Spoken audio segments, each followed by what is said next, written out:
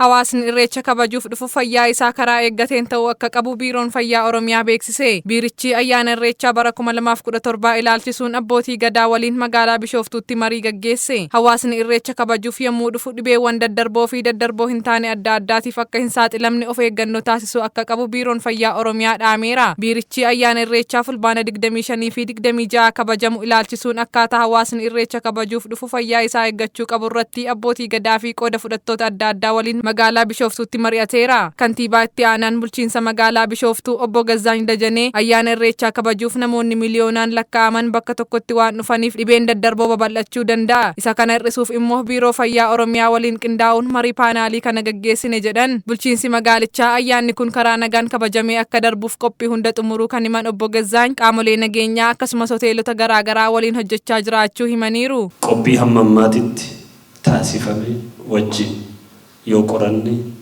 yoo xinnaate balaa dhufuu danda'u miidhaa dhufuu danda'u hir'isuu waan dandeenyuuf sagantaan ardaa marii kun gaggeessummaa fi qindeessummaa biiroo fayyaa Oromiyaatiin magaalaa Bishooftuu irratti guyyaa irraa akka gaggeeffamu murtaa'ee uummanni miliyoonota lakkaawwamu gara Bishooftuu yoo dhufu uummanni magaalaa Bishooftuu manneen daldalaa fi manneen dhuunfaas dabalatee hundi isaa banaa ta'uu akka qabu manneen fincaaniitii fi manneen nyaatas dabalatee tajaajila akka isaan kennuu qaban ji'a lama dura qophii taasisaa kan turre ta'uu isaati.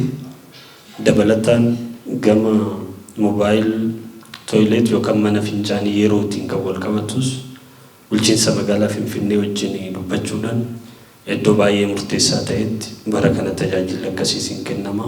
Hoogganaan itti aanaa biiroo fayyaa Oromiyaa Dr. Bokonaa Guutaa biiroon fayyaa Oromiyaa hojii idileen cinatti hojiilee garaagaraa hojjetaa jira jechuun balaa tasa ayyaana irreechaa irratti mudata jedhamee yaadamu to'achuuf ambulaansii 50 fi ogeeyyii fayyaa 100 ol magaalaa Bishooftuuf ramaduu dubbatan. Buufataaleen fayyaa magaalaa Bishooftuu fi Finfinnees guyyoota ayyaanaa kana sa'a 24 guutuu tajaajilaaf banaa akka ta'an taasifamee jira jedhan. Akka biiroo fayyaatitti hojii baay'ee hojjannaa. Hojii hojjannu keessaa hojii idilee cinaatti yeroo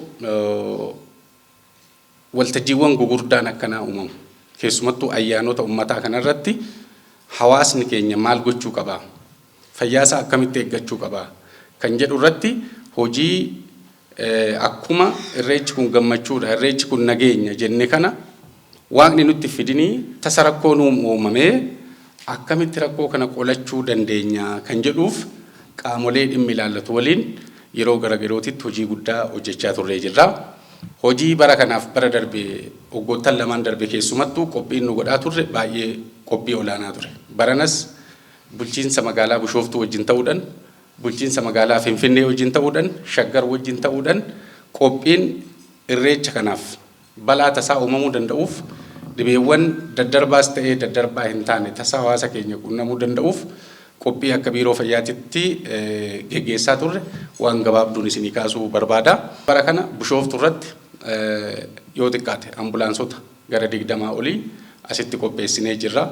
Ogeeyyii gosa adda addaa, ispeeshaalistoota adda addaa dabalatee nama 150tti dhiyaatu magaalaa kana keessatti iddoowwan yeroodhaaf jedhamee duratti kiliinikoota bakka 14-15 ta'uusan keessatti ogeeyyiin kun kan ogeeyyii adda addaa of keessaa qabu asitti guyyaa jimaatatirraa jalqabanii iddoo kana kan galan ta'a. Kanaafis qophiin barbaadamu kan xumurame ta'uusaa isinii ibsuun barbaada. Abbootiin gadaa haadholiin siinqee fi qooda fudhattoonni waltajjii kana irratti hirmaatanis biirichi waltajjii akkanaa qopheessuun gaarii ta'uu himanii hawaasni fayyaa fi qulqullina isaatiif waardiyyaa ta'uun of eeggachuu akka qabu dhaamaniiru. Namoonni irreecha kabajuuf dhufan nyaata bilchaataa qulqulluu fi yeroon irra hin dabarre fayyadamu. Nyaata nyaachuun dura harka sirriitti dhiqachuun murteessaa akka ta'ee fi qeerroo fi qarreen waan isaan irraa eegamu bahachuu akka qabanis dhaaman. Iddoo jilli itti gaggeeffamu kana Finfinnee dabalatee Bishooftuu dabalatee akkan naanna'ee ilaalaa turetti baay'ee tokkoon itti gammade. Miidhagina daandiitirraa kaasee waarratee hanga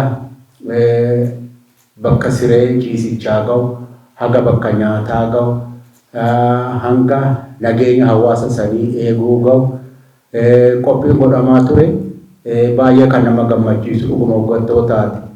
Keessattuu jiddu gala Tuulamaa kan Adaamaa, Mojo, Bishooftuu, Galaan, Duukam, Sabbata, Laga Xaafoo, Laga Daadhii, Finfinnee dabalatee haalli qulqullinni itti eegamaa jiru, haalli qophiin itti godhamaa jiru kan baay'ee nama gammachiisu.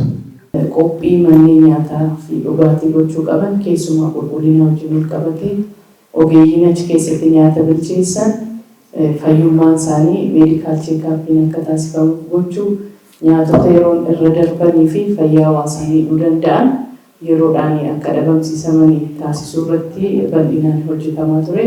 Kanaaf yeroo ammaa kana naannoo sanaan wal qabatee waan jiru hawaasi keenya yoo dhufeetti fayyadamee karaa ga'aa ta'een karaa qulqullina qabuun qophaa'ee jira jechuu dandeenya. Dabalataan dhimmi irratti hojjetamaa ture barnoota fayyaa wajjin waan wal qabatu jira.